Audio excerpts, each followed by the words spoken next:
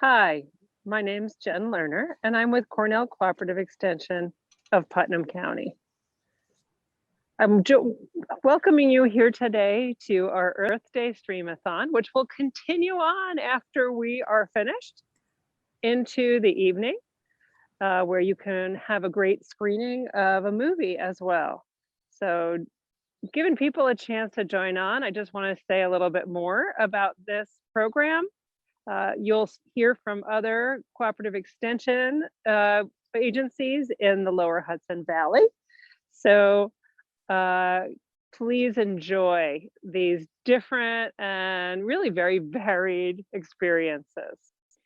So as people are joining us, and I hope they are, we're here today to talk about lawns, leaves, kitchen scraps, and composting things that you'll have on your property or in your house that belong in our landscapes rather than in the waste stream.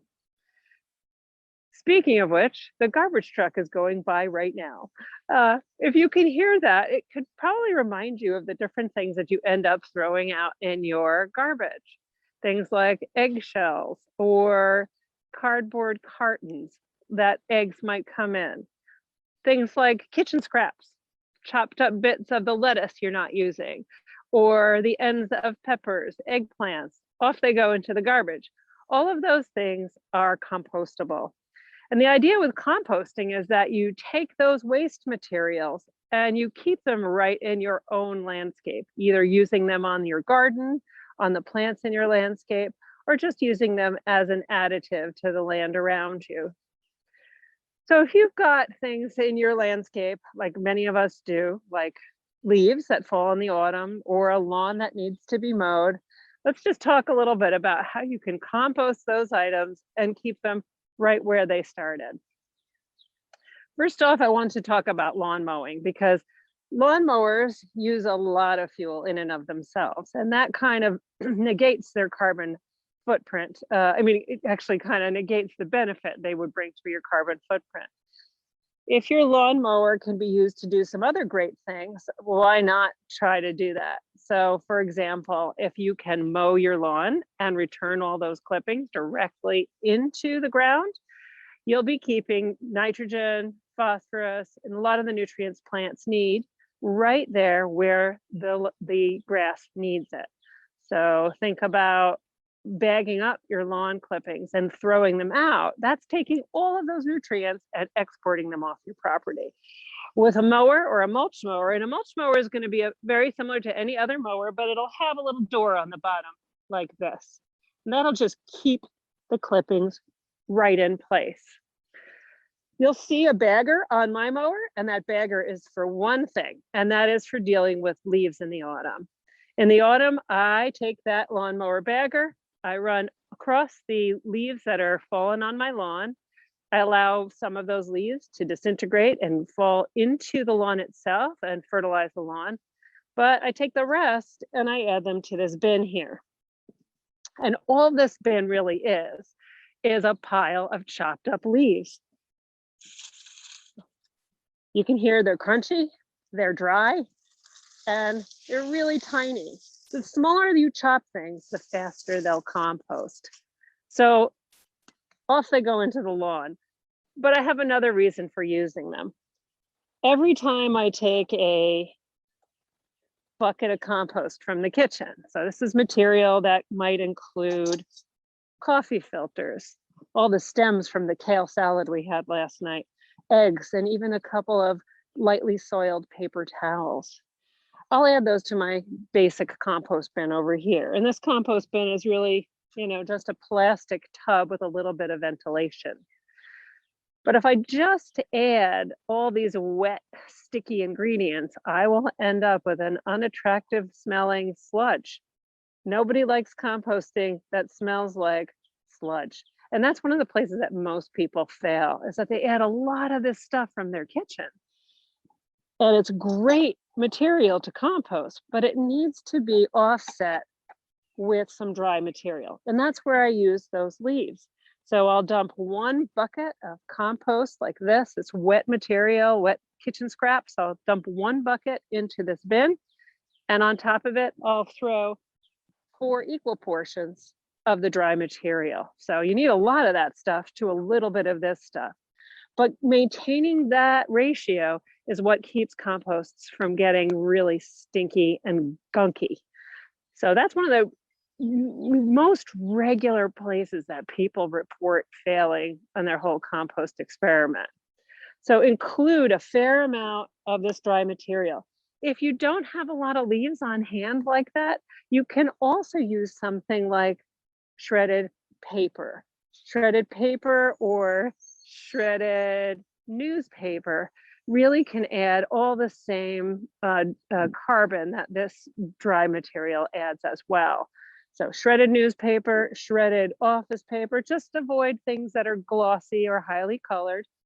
And always remember 1 part of the wet stuff to 3 or 4 parts of the dry stuff, and you should be good. We also always get the question, do I have to turn it? Well, you don't have to turn it, but the more often you turn it, the faster it'll compost. So if you use a shovel, you use a pitchfork, and gently turn it periodically, what you're doing is adding oxygen into the system. And that oxygen, it reinvigorates the microorganisms that are composting for you. I am a lazy composter, so I have this out here for show, but I just layer. I add a pocket of wet material and then 4 big handfuls of the dry material. I add another pocket a couple of days later and 4 big handfuls. So if you think of my pile, it's sort of like a lasagna of dry and wet material going up from the bottom to the top. So what happens when we get to the top, like we almost did this winter? Well, during the winter, things really do slow down. Compost doesn't happen as quickly. And hopefully you can hear me with all this wind going on here. Composting doesn't happen as quickly, but it doesn't end altogether. There's a lot of heat still in that pile. That said, family of 4, a pile this size, we fill that up in about 6 to 8 months. At that point, I will take that pile and I'll transfer it into this bigger bin. And this is, as you might think, it looks like a couple of packing pallets that are just sort of hammered together in the corner.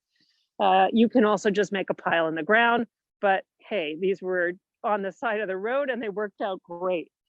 And if you look on the right-hand side of this pile, you'll see what kind of looks like a lot of leaves. What that actually is the remainders of the compost bin piled into there, turned a couple of times, and then covered or capped with a blanket of leaves. And those leaves are gonna kind of help to deter any pests that maybe a raccoon comes along. If they sniff something good in there, they might go digging. But at the point that I put this compost into this side bin here, it was well and truly composted. I might be able to spot a couple of eggshells or a mango or avocado pit, but really it's hard to tell what anything is in there anymore. And that's a good rule of thumb, is that if you look at compost and you can't really tell what it is, you're probably getting close to a finished compost. So what happens next with that compost? Well, it's been sitting there since last fall. It's had some time to think about itself. I'm just kidding. It's had some time to compost a little bit further or finish composting, and it's no longer really recognizable as anything but leaves and a few odds and ends. If you could see from there, what you might notice is a few tomato seeds sprouting out of that compost bin. It's been warm enough and seeds do grow. So it's important to think about what you're throwing in. We'll just let the garbage truck roll by there. It's important to think about what you're throwing in your compost bin. If you're putting things in there that have seeds, those seeds may grow. So that goes for weed plants as well as tomato plants. So think about what you're putting in your compost bin if you're going to be using it in your vegetable garden, or if you're going to be using it in a perennial border. You might have some unwanted plants show up. So just kind of keep that in mind. I have a second side of the compost bin that's sort of devoted to the other stuff.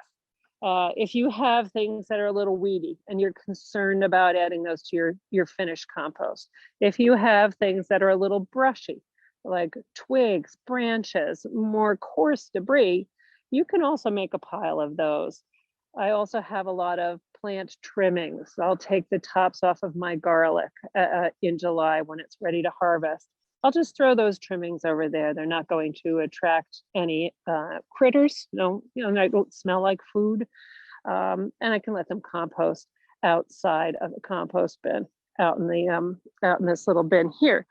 But I reserve this green bin with its locking lid for things that are stinky, otherwise attractive to vermin. And I just wanted to spend a little bit of time talking about that because that's really a big concern for a lot of people.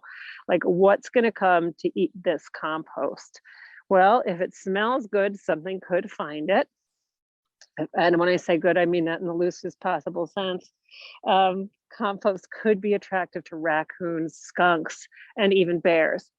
In areas where there are bears, there's not a lot you can do about composting outside. There's no lock or fence that's going to keep the bears out of there. They'll just pick the whole thing up like it was a tin can and get what they want out of it. So for those of you who are joining us from areas where there are bears, you have to take other avenues for composting. But a good locking top is enough to keep out our smaller four-legged critters like skunks, raccoons, and possums. And this lid has a good locking top. It did not have a good locking bottom, so we had to change it to make sure that those little fingers couldn't open it back up. So we wired it shut. But many composters do come with a flap on the bottom so that you can scoop out the older compost from the bottom and move it on. Those are often a way for critters to get in. So make sure they lock or close really well. The other thing to think about is underneath. If you are installing a new compost bin, consider putting down some fencing first on the ground or hardware cloth.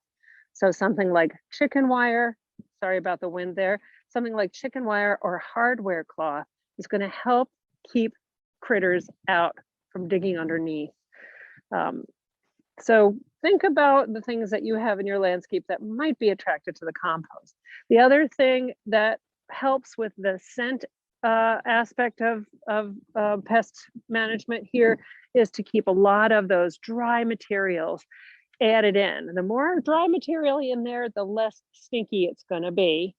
But if you have too much dry material, conversely, your compost bin won't compost. So it's that magic kind of ratio of 1:3 or 1:4, 1 part wet stuff and 3 or 4 parts dry stuff.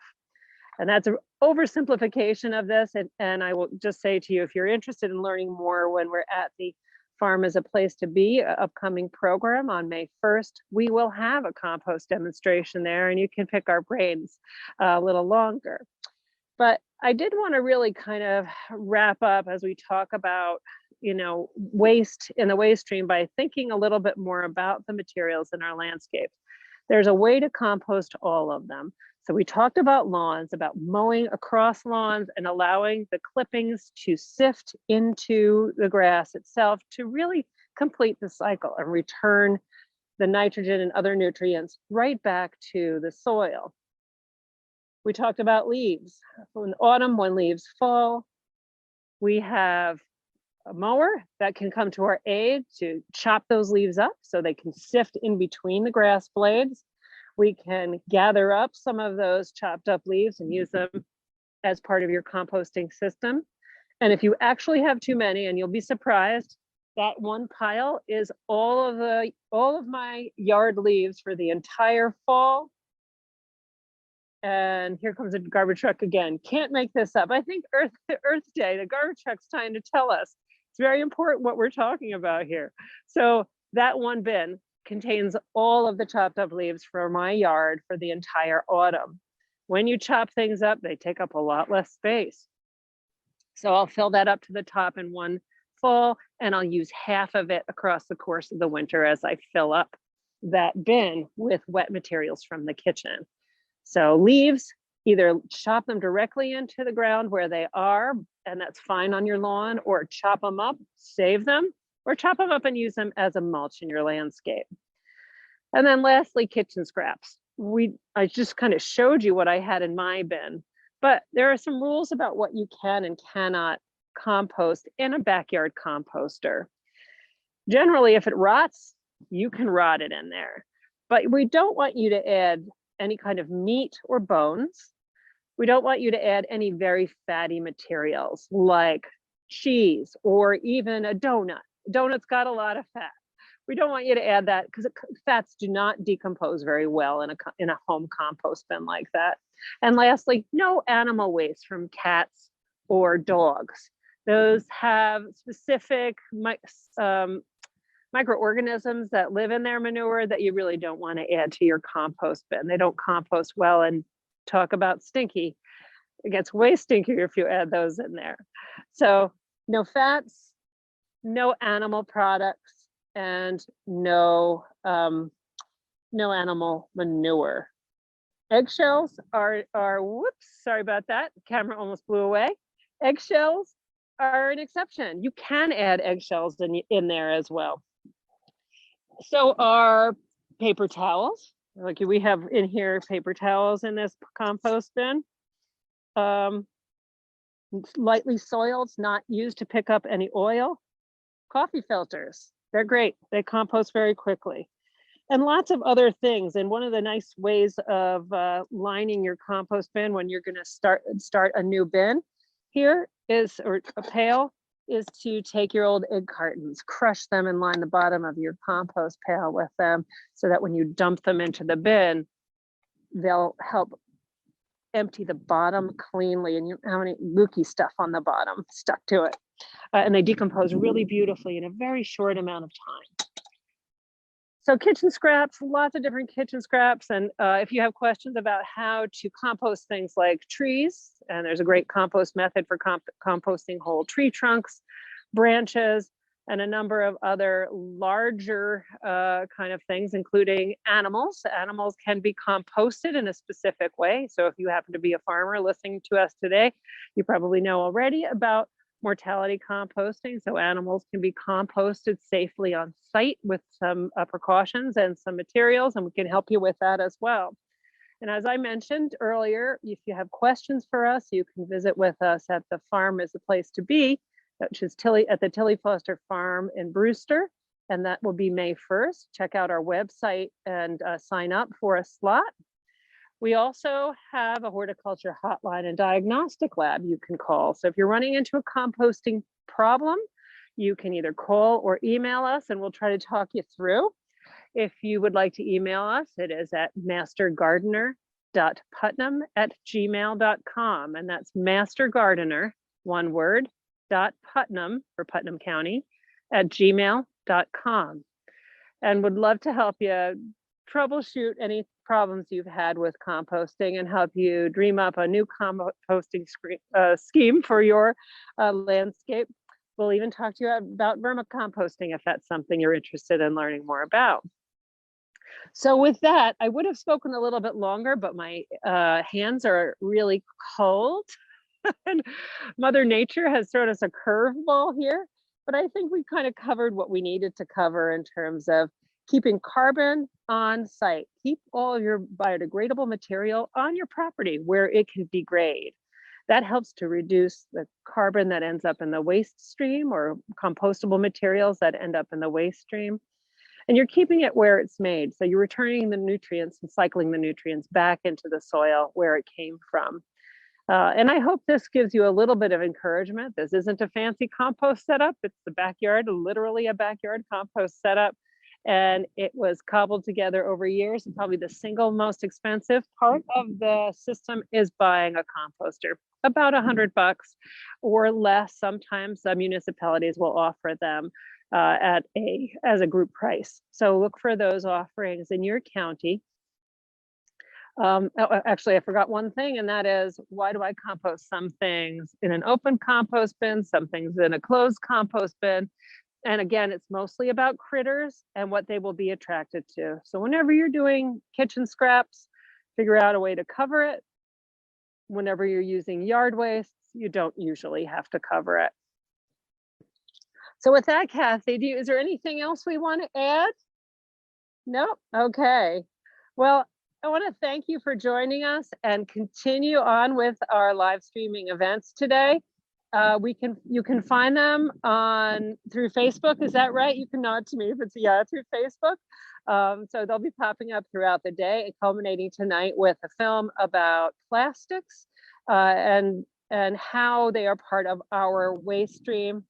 And I hope you'll enjoy that tonight with us and think about this wonderful earth that we are blessed to live on. So thanks for joining us.